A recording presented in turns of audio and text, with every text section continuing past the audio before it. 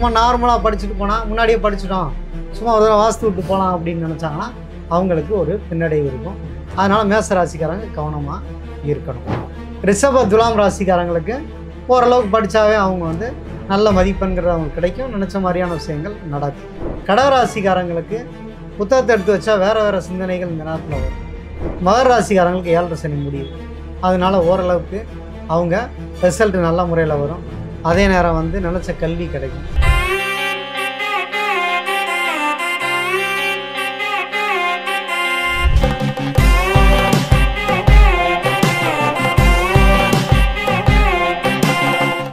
பக்தி மன்றம் சேனல் நேயர்களுக்கு வணக்கம்.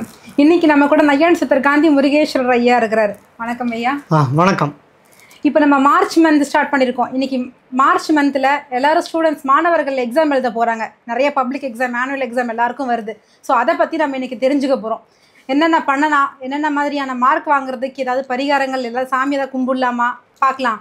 படித்தாதான் மார்க்கு அது தெரியும், இருந்தாலும் வேறு என்ன பண்ணலாம் கேட்டு பார்க்கலாம். வணக்கம் ஐயா. வணக்கம். இப்போ குழந்தைங்கள் மாணவர்கள்லாம் பப்ளிக் எக்ஸாம் எழுத போகிறாங்க. ஸோ இது ஒரு மார்ச் மந்த் பப்ளிக் ஸ்டார்ட் ஆகிடுச்சு நிறையா ஸ்கூலில். எந்தெந்த மாணவர்கள் நல்லா படிப்பாங்க, எந்தெந்த மாணவர்களுக்கு படித்தா நிற்கும் மைண்டில். நிறைய மாணவர்கள் சொல்கிறாங்க நான் படிக்கிறேன் ஆனால் எனக்கு மறந்துடுது அப்படின்னு சொல்கிறாங்க. ஸோ இது ராசிக்காரர்களுக்கு ஸ்பெசிஃபிக்காக இந்த மாதிரி இருக்குமா அப்படின்றத எங்களுக்கு கொஞ்சம் சொல்லுங்களேன். பொதுவாக கல்வி நிலையை பொறுத்த வரைக்கும் ஜாதகத்தில் 2ஆம் இடம்ங்கிறது வந்து கல்வியை குறிக்கக்கூடியது. அப்போ அந்த 2ஆம் அதிபதி அப்படிங்கிற கிரகம் வந்து மறையாமல் இருக்கணும். மறையாமன்னா அவங்க கட்டத்தில் 2ஆம் இடத்துல பாவ கிரகங்களோ, 2ஆம் இடத்து அதிபதி 6, 8, 12 இடங்களில் மறைஞ்சு இருந்துச்சுன்னா அவங்க வந்து கல்வியில் மந்த நிலையை அவங்களுக்கு ஏற்படுத்தும். நல்லா படிக்கணும் அந்த மாதிரியான அமைப்பு இருக்கிறவங்க கொஞ்சம் ஹார்ட் ஒர்க் பண்ணாதான் அவங்க நினச்ச அளவுக்கு மார்க்குங்கிறது எடுக்க முடியும், கல்வியில் முன்னேற்றங்கிறது இருக்கும். அந்த 2ஆம் இடம் அப்படிங்கிறது ஆரம்ப கல்வியையும், 4ஆம் இடம்ங்கிறது உயர்கல்வியும் அது கொடுக்கும். இப்போ பரீட்சை நெருங்கிருச்சு, 10th 12th எழுதுகிறவங்க. ஸோ இது எல்லாமே ஆரம்ப கல்வியை தான் அது குறிக்கும். அப்போ இந்த நேரத்தில் யாரெல்லாம் நல்ல மார்க் எடுப்பாங்க அப்படின்னு பார்த்தீங்கன்னா, இப்போ பரீட்சை நேரத்தில் நிறைய பேருக்கு வந்து ஒரு பதட்டம் இருந்துகிட்டே இருக்கும். அதுக்கு காரணம் என்னென்னா, மார்ச் 29ஆம் தேதி சனி பயிற்சி வருது. ஸோ இந்த பயிற்சிகள் எப்பயுமே வாழ்க்கையே மாற்றிடும். எப்போவுமே இவங்க அந்த பப்ளிக் எக்ஸாம் எழுதுகிற நேரத்தில் தான் இந்த குரு பயிற்சி, சனி பயிற்சி எல்லாம் வரும். கரெக்டாக மே, ஜூன், ஜூலை இந்த கட்டத்தில் தான் வருஷம் ஏதோ ஒரு பயிற்சிகள் வந்துடும். அதுதான் சிலர் நான் நல்லா படிச்சிருந்தேன், நல்லா மார்க் வரும்னு எதிர்பார்த்தேன், நல்லா தான் எழுதியிருந்தேன், ஆனால் ரிசல்ட்டில் மார்க் கம்மியாயிடுச்சுன்னு சொல்லுவாங்க. சிலர் வந்து சரியாக படிச்சிருக்க மாட்டாங்க, சரியாக எழுதியிருக்க மாட்டாங்க, ஆனால் அவங்க பாஸ் பண்ணியிருப்பாங்க. பாஸ் பண்ணதே ஒரு பெரிய கொண்டாட்டமாக கொண்டாடுவாங்க. சிலர் வந்து நம்ம மனசு நோகிற அளவுக்கு அவங்களுக்கு சில விஷயங்கள் நடந்துடும். இதுக்கெல்லாம் அடிப்படை காரணம் என்ன அப்படின்னு பார்த்தா, வரக்கூடிய சனி பயிற்சி ஒரு பெரிய மாற்றத்தை கொடுக்கும். இப்போ மேசராசிக்காரங்களுக்கு அவங்க நினச்ச மாதிரியான ஒரு மதிப்பெண் எடுக்கிறதோ அல்லது நினச்ச மாதிரியான ஒரு கல்விக்கு போகிறதோ கொஞ்சம் தடைகள் ஏற்பட வாய்ப்பு இருக்குது.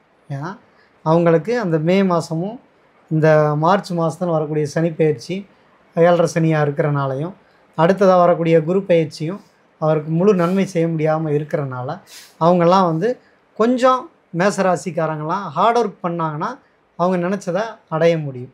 சும்மா நார்மலாக படிச்சுட்டு போனால் முன்னாடியே படிச்சுட்டோம், சும்மா ஒரு தடவை வாஸ்து விட்டு போகலாம் அப்படின்னு நினச்சாங்கன்னா அவங்களுக்கு ஒரு பின்னடைவு இருக்கும். அதனால் மேசராசிக்காரங்க கவனமாக இருக்கணும். ரிஷப துலாம் ராசிக்காரங்களுக்கு ஓரளவுக்கு படித்தாவே அவங்க வந்து நல்ல மதிப்பெண்கிறது அவங்களுக்கு கிடைக்கும், நினச்ச மாதிரியான விஷயங்கள் நடக்கும். அதே மாதிரி மிதுனம், கன்னி ராசிக்காரங்களுக்கும் கொஞ்சம் ஹார்டான நேரம் தான். இவங்க வெளிநாட்டு படிப்புகளை தேர்ந்தெடுக்கலாம். அதுக்கு ஏற்றபடி இவங்க படிச்சிருந்தாங்க, மார்க் என்ன வந்தாலும் அதுக்கேற்றபடி ட்ரை பண்ணால் அவங்களுக்கு நல்ல அதிர்ஷ்டங்கிறது உண்டு. அடுத்ததாக கடகராசிக்காரங்களுக்கு புத்தகத்தை எடுத்து வச்சா வேறு சிந்தனைகள் இந்த நேரத்தில் வரும், கற்பனைகள்லே இருப்பாங்க, கவனக்குறைவு அதிகமாக இருக்கும். அதனால் கடகராசிக்காரங்க கவனமாக படிப்புகளை படிக்கணும். இந்த கடகராசி குழந்தைங்க இருக்குது அப்படின்னா கூடுதல் கேர் எடுத்துக்கணும் பேரண்ட்ஸ். சிம்மராசிக்காரங்களுக்கும் அதே மாதிரி தான். கொஞ்சம் படிப்பு நல்லா இருந்தால் உடம்பை கெடுக்கும், உடம்பு நல்லா இருந்தால் படிப்பை கெடுக்கும். சிம்மராசிக்காரங்களுக்கு உடம்பு நல்லா இருந்தால் படிப்பை கெடுக்கும், படிப்பு நல்லா இருந்தால் உடம்பை கெடுக்கும். ஸோ அவங்க ஹெல்த் வைஸாகவும் அப்பா அம்மா வந்து நல்ல விதமாக பார்த்துக்கிறது நல்லது. அடுத்து பார்த்திங்கன்னா உங்களுக்கு விருச்சிக ராசிக்காரங்க, அவங்களுக்கும் குரு பலங்கிறது கொஞ்சம் கம்மியாக இருக்குது. இருந்தாலும் சனி விலகி இருக்குது. சின்னதாக கொஞ்சம் ஒர்க் அவுட் பண்ணால் கூட அவங்க நினச்ச கல்விக்கு அவங்க போகக்கூடிய வாய்ப்பு உண்டு. அதே மாதிரி தனுசு மீன ராசிக்காரங்களுக்கு இப்போ அவங்களுக்கு வந்து இந்த சனி பயிற்சி வந்து அவ்வளோ சாதகமாக இல்லை. தனுசு ராசிக்கு அர்த்தாஷ்டம சனியும், மீன ராசிக்கு 7.5 சனியில் ஜென்ம சனியாகவும் இருக்கனால அவங்களுக்கும் கூடுதல் கவனம் இந்த கல்வியில் கண்டிப்பாக இருக்கணும். அப்போ தான் அவங்க மேலும் மேலும் படித்து நல்ல மதிப்பெண்கிறது எடுக்க முடியும். நல்லா அவங்க நினச்ச கல்வி அடையணும் அப்படின்னா ஹார்ட் ஒர்க் கட்டாயம் அவங்க 2 பேரும் பண்ணியாகணும். மகர ராசிக்காரங்களுக்கு 7.5 சனி முடியுது. அதனால் ஓரளவுக்கு அவங்க ரிசல்ட் நல்ல முறையில் வரும். அதே நேரம் வந்து நினச்ச கல்வி கிடைக்கும். கொஞ்சம் வெளியூர் வெளிநாடு தேர்ந்தெடுத்தாங்கன்னா ரொம்ப சிறப்பு. கும்பராசிக்காரங்களுக்கும் ஜென்ம ராகு வருது. ஆனால் 5 வருஷம் ஜென்மச்சனி விளையிடுச்சு. ஸோ ஒரு நல்ல வாய்ப்பு கிடைக்கும். அந்த வாய்ப்புக்கு வந்து பயன்படுத்திக்கிட்டு அவங்க வந்து கும்பராசிக்காரங்க வெளியூராக தான் பரவாயில்லன்னு போய் படித்தாங்கன்னா அவங்களுக்கு கல்வியில் பெரிய முன்னேற்றம் கிடைக்கும். நினச்ச கல்வி கிடைக்கும். ஒரு சின்ன இடமாற்றம் அவங்களுக்கு நல்ல முறையில் கொடுக்கும். மொத்தத்தில் இந்த 12 ராசிக்காரங்களும் கொஞ்சம் கூடுதல் கவனம் எடுத்து இந்த நேரத்தில் படிக்கணும். ஏன் அப்படி சொல்கிறோம் அப்படின்னா, இப்போ நடக்கிற அந்த கோச்சார பலன் சொல்லக்கூடிய கிரகங்கள் வந்து சாதகமாக எல்லாருக்குமே இல்லை. செவ்வாய் வந்து அது வந்து பார்வைகள் வந்து கேது மேலே இருக்கிறனால ஞானத்தை கெடுக்கும். கல்வியில் ஒரு கான்சன்ட்ரேட் பண்ணுறத கொஞ்சம் குழப்பி விடும் செவ்வாய். அடுத்ததாக மீனத்தில் 6 கிரகங்கள் ஒன்று சேருது. அதாவது மார்ச் 29, 30, 31 மட்டும்தான் அந்த 6 கிரக சேர்க்கை இருக்குது. மற்ற நாட்களில் ஒரு மாதத்துக்கு மார்ச் 15 வந்து ஏப்ரல் 15 வரைக்குமே அவங்க எல்லாருக்குமே 5 கிரகங்கள் ஒன்றா சேருது. இந்த 5 கிரக சேர்க்கைங்கிறது குழப்பத்தை ஏற்படுத்தும். சரியாக படிக்காதவங்களாம் லக் அடிக்கும். நல்லா படிச்சிருப்பேன், ப்ரிப்பரேட் பண்ணுவாங்க, அந்த நேரத்தில் போய் எழுதுகிறப்ப கொஞ்சம் தொந்தரவுகள்ன்றது ஏற்படுத்தும். ஸோ மொத்தத்தில் ரொம்ப கவனமாக இருக்கணும். அவங்க வந்து பரிகாரங்கிறது என்ன பண்ணிக்கலாம் அப்படின்னா, நான் சொன்ன இந்த ராசிகளில் இருக்கவங்களாம் பொதுவாக உணவு பழக்க வழக்கத்தை கொஞ்சம் மாற்றிக்கணும். ஒரு ஹார்டான உணவு பழக்க வழக்கம் இருந்துச்சு, செமிக்க முடியாது நான்வெஜ் ஐட்டங்களை கொஞ்சம் தவிர்க்கிறது நல்லது. அதே மாதிரி வெள்ளனா எந்திரிச்சு அந்த தெய்வ வழிபாடுகளை பண்ணிக்கணும்.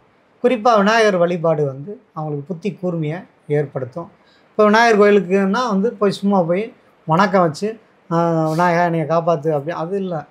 அவங்க தினமும் இந்த பரீட்சை வரைக்குமாவது விநாயகரை போய் தோப்புக்காரணம் போட்டு 9 முறை காலையில் வெள்ளனை அணிச்சு குளித்து முடிச்சோனையும் பொதுவாக சூரிய உதயத்துக்கு முன்னாடியே பண்ணால் ரொம்ப சிறப்பு. இல்லைனாலும் இந்த ஒரு 7 மணிக்குள்ளே குளித்து முடித்து உக்கி போட்டு அந்த விநாயகரை வழிபட்டால் அவங்களுக்கு கல்வியில் கண்டிப்பாக இன்னும் இம்ப்ரூவ்மெண்ட் கிடைக்கும்.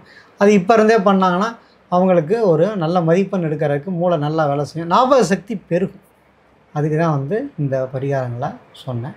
இது பண்ணாவே ஓரளவுக்கு அவங்களுக்கு நல்ல இம்ப்ரூவ்மெண்ட் கிடைக்கும்.